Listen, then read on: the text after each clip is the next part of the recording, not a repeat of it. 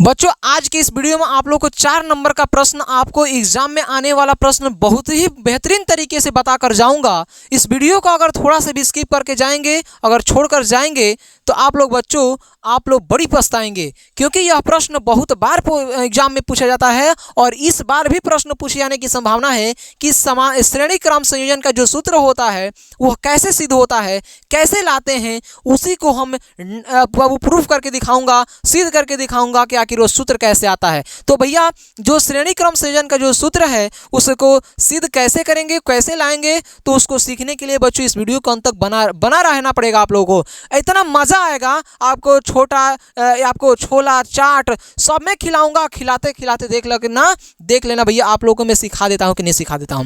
तो बच्चों एक बात नहीं बल्कि 2 बात याद रखना कि श्रेणी क्रम संयोजन के सूत्र जब सिद्ध करना होगा तो आप लोगों को 2 बात याद रखना होगा। क्या याद करना होगा कि वहां पर जो करंट का मान होता है, आई का मान जो होता है, धारा का मान जो होता है बच्चों समान होता है। क्या होता है? समान होता है। और जो वोल्टेज भी का मान होता है बच्चों बंटवारा होता है। बस जिस व्यक्ति ने 2 बात याद रख लिया, जिस व्यक्ति ने 2 बात याद रख लिया, समझ लो कि वह सूत्र सिद्ध कर लिया। वो सिद्ध कर लिया भाई, सिद्ध कर लिया। और कैसे करेगा आओ दिखा लेता हूं भैया, दिखा देता हूं, है ना भैया। कितना है श्रेणी? तो श्रेणी क्रम संयोजन में 3 प्रतिरोधों को जोड़ा जाता है। कितने प्रतिरोधों को बच्चों? 3 प्रतिरोधों को जोड़ा जाता है। कितने प्रतिरोधों को? 3 प्रतिरोधों को जोड़ा जाता है। यहां ध्यान से सुनिएगा, श्रेणी क्रम में जोड़ना है। कितने प्रतिरोध को? 3 प्रतिरोध को। बच्चों कितने प्रतिरोध को? 3 प्रतिरोध को। मैंने जोड़ा यहाँ पे, पहला प्रतिरोध हो गया, यहाँ पर बच्चों दूसरा प्रतिरोध हो गया, फिर बच्चों तीसरा प्रतिरोध हो गया।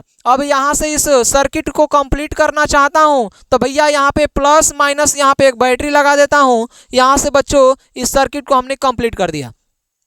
कंप्लीट कर दिया कि नहीं कर दिया? तो बच्चों यहां से हमने सर्किट को कंप्लीट किया। ये प्रतिरोध पहला है तो जिसका हमने नाम रख दिया R1। ये प्रतिरोध दूसरा है जिसका नाम रख दिया R2। ये प्रतिरोध तीसरा है जिसका नाम रख दिया बच्चों R3 रख दिया हमने। क्या रख दिया?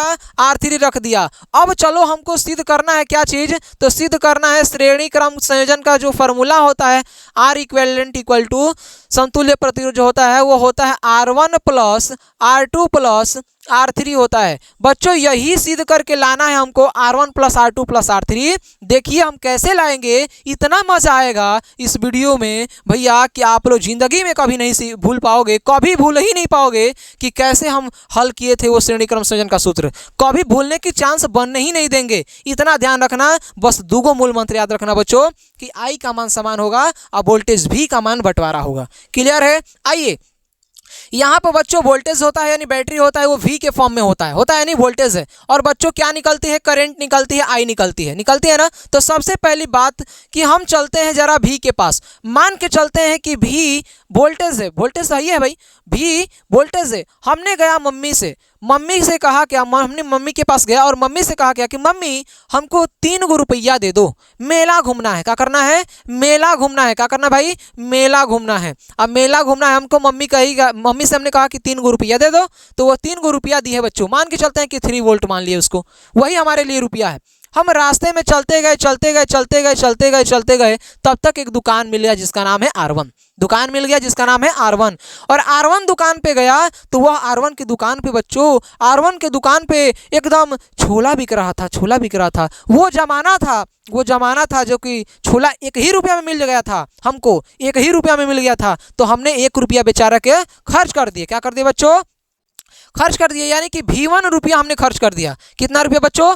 R1 वाली दुकान पे V1 रुपया खर्च कर दिया, यानी V3 रुपया है हमको हमारे पास, याद रखिएगा, है ना। तो V1 रुपया खर्चा कर दिया। जैसे ही आगे बढ़े बच्चों, हमने जैसे ही आगे बढ़ा तो R1 के बाद R2 का दुकान मिल गया, R2 के बाद दुकान मिल गया। तो इस वाले दुकान पे बाबू एकदम मीठा स्वादिष्ट एकदम मिठाई मिल रहा था। क्या मिल रहा था भाई? मिठाई बिक रहा था। वहां से हमने 1 रुपये का खर्च कर दिया वहां पे, यानी कि R2 वाले दुकान पर हमने V2 रुपया खर्च कर दिया। कहने का मतलब 1 रुपया वहां पे भी खर्च कर दिया, यानी वहां पर भी 1 रुपया बच्चों खर्च कर दिए। क्या कर दिए? खर्च कर दिए। आगे चलते हैं बच्चों।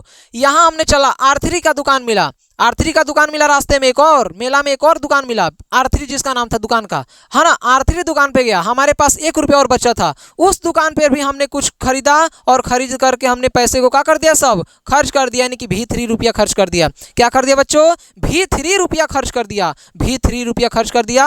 अब हम घर आएंगे तो हाथ खाली डुलाते आएंगे। मम्मी पूछेगी बेटा तू मेला गया था, का लेकर आया था? मम्मी कुछ नहीं लेकर आ गया था, छोला चाट समोसा मिठाई उठाई सब खाए थे, 3 रुपया में मच्छी। मम्मी तुम तो बहुत कम पैसा दी थी, सारा पैसा खत्म हो गया है। हाथ डुलाते आओगे, पैसा खत्म, पैदल आओगे, टिक टिक टिक टिक टिक टिक, हाँ ना। हाँ भाई पढ़ लेते हैं, उसके बाद मजा करते हैं। तो बच्चों यहाँ से हमारा पैसा जो था 3 वोल्टेज यानी भी 3 रुपया था, भी 1 खर्च हो गया, भी 2 खर्च हो गया, भी 3 खर्च हो गया। खत्म हो गया कि नहीं हो गया? करंट निकलेगा आई, और करंट निकलेगा आई, वो आई का मान हमेशा बाबू समान होगा। आई का मान हमेशा समान होगा, बदलेगा नहीं, यानी आई का मान कभी भी बदलेगा नहीं। जहां आई होगा वहां आई स्टार्ट होगा, आगे आएगा भी आई ही। कहने का मतलब कि आई का मान समान होगा। हमने कहा था धारा का मान करंट का मान समान होगा, कभी भी ये बदलेगा नहीं। लेकिन वोल्टेज का बंटवारा हो गया बच्चों, वोल्टेज का बंटवारा हो गया। कहते हो ना, अरे कहते हो कि नहीं कहते हो कि जब ट्रांसफार्मर के पास जो बल्ब लटकाया गया होता है वो बल्ब बहुत ही तेज जलता है, और बहुत कोसों दूर यहाँ पे बल्ब लटका दिया जाए तो वो तेज जलेगा नहीं, बहुत स्लो जलेगा, धीमी जलेगा, धीमी जलेगा। क्यों जलेगा भाई? क्योंकि दूर है ना, वो दूर है ना, वहाँ पे वोल्टेज उतना पहुँच नहीं पा रहा है जितना कि ये पास में है। पास में है तो ये वोल्टेज ज़्यादा मिल रहा है। अब वोल्टेज ज़्यादा मिल रहा है तो बच्चों यहाँ पर क्या हो रहा है, ये बल्ब ज़्यादा जलता है, उसको वोल्टेज कम मिल रहा है, यहीं पे खर्च हो जा रहा है। तो खर्च हो जा रहा है तो वहाँ पे जलेगा, बहुत कम बचेगा, कम मात्रा में जलेगा, वही कारण है। तो वोल्टेज का बंटवारा होता है, करंट का मान बंटवारा नहीं होता है। करंट हर जगह समान होता है, करंट हर जगह जाता है, लेकिन वोल्टेज आवाज नहीं जाता है, कम जाता है। चलो ज़्यादा बात नहीं करेंगे बच्चों, हम लोग एकदम चलेंगे सटीक सवालों पे। चलिए बाबू, भी बराबर फार्मूला क्या होता है? भी बराबर फार्मूला होता है आई इंटू आर। एक बात जानते हो, भी बराबर फार्मूला होता है आई इंटू आर। चूंकि भी है तो आई इंटू आर है, यहाँ पे 1 कर दिया हूं तो यहाँ पे R1 हो जाएगा। यहाँ पे 1 वाली दुकान पे है तो R1 हो जाएगा, यानी कि भी बराबर फार्मूला हो जाएगा आई इंटू R1। बोलो होगा? V2 वाले दुकान पे हो जाएगा आई इंटू R2। आई का मान आई रहेगा, वो बदलेगा नहीं। V3 के दुकान पे I इंटू R3 हो जाएगा। बोलो, उम्मीद करता हूँ यहाँ तक समझ में आ गया। अगर जो व्यक्ति यहाँ तक समझ लिया, समझो कि सवाल हो गया, खत्म खत्म। अब भैया खत्म हो गया, सूत्र आ चुका है, तुमको दिख नहीं रहा है लेकिन मैं दिखाऊंगा, कोशिश करूंगा भैया। बोलो बच्चों, बोलो बच्चों, ये बच्चों जरा बताओ क्या लेकर चले थे? सर हम मेला में ले चले थे भी 3 रुपया, यानी कि भी 3 रुपया ले चले तो भी1 भी2 भी3 खर्च हो गया था, यानी कि हमने वोल्टेज लेके चला था सर। अब वोल्टेज का बंटवारा हो गया, बंटवारा हुआ था, एक दुकान पे भी1 खर्चा किए थे, दूसरी दुकान पे भी2, तीसरी दुकान पे भी3 खर्चा किए थे। बोलो बच्चों, भी बराबर फार्मूला क्या होता है? आई इंटू आर होता है। V1 बराबर क्या है? I इंटू R1 है, I इंटू R1 है। अब बच्चों V2 बराबर क्या है? I इंटू R2 है। और बच्चों V3 बराबर क्या है? तो I इंटू R3 है कि नहीं है? ये बच्चों यहाँ पर I है तो I लिख दिया, R है तो R लिख दिया, यहाँ भी I है, यहाँ भी I है, यहाँ भी I है, तो I कॉमन कर लेता हूँ, I कॉमन कर लेता हूँ तो क्या बच जाएगा? तो बच जाएगा बचवा R1 plus R2 plus R3। ये बच्चों क्या हम I से I कटा देंगे? I से I कटा देंगे तो R इक्वेलेंट यानी टोटल हमारा जो R निकल जाएगा वो निकल जाएगा बच्चों R1 plus R2 plus R3 हो जाएगा। अब बच्चों तुम देख पाओगे, सीख पाओगे और कर पाओगे, बता पाओगे हमसे कि हाँ सर बहुत ही आसानी तरीका से आपने बताया, अब हम लोग ज़िंदगी में कभी भूलने वाले नहीं हैं। यानी कि एग्जाम में आएगा सर हम छोड़ के नहीं आएंगे। सर हमको तो इस तरीके से आज तक कोई पढ़ाया ही नहीं था आपके अलावा। तो बच्चों याद रखिएगा कि हम श्रेणी क्रम संयोजन का जो फॉर्मूला है R इक्वलेंट इक्वल टू वो R1 plus R2 plus R3 होता है और ऐसे ही प्रूफ करते हैं। मेला में निकले थे भी 3 रुपया लेकर के मम्मी से मांग करके और यहाँ पर भी1 भी2 भी3 खर्च कर दिए। जिसका खर्च किए हैं, जिसका बंटवारा किए उसी का फॉर्मूला लिखेंगे, भी बराबर भी1 प्लस भी2 प्लस भी3। और यहाँ पे फार्मूला लिख दिया हूँ भी1 का, फिर भी2 का, फिर भी3 का, कॉमन कर लिया हूँ, कट गया है R equivalent equal to formula. बोलो भैया आया कि नहीं आया? आया कि नहीं आया? तो बहुत ही मज़ेदार तरीके से आसानी से आप लोग समझ पाए होंगे और ये प्रश्न आपके एग्जाम में आएगा तो बच्चों छोड़ के नहीं आएंगे। उम्मीद करता हूँ कि यार नहीं छोड़ के आओगे यार, पूरा कंफर्म कह रहा हूँ। अब तो सीख गए हो ना? बोलो सबको समझ में आया कि नहीं? कमेंट में बताइए सबको समझ में आया है कि नहीं? सभी बच्चों को यदि समझ में आया है तो जल्दी फटाफट बताइए कि हाँ सर ऐसा तो हम लोग पहले पढ़े ही नहीं थे, सीखे नहीं थे, अब आ गया है। बोलो आया कि नहीं आया है?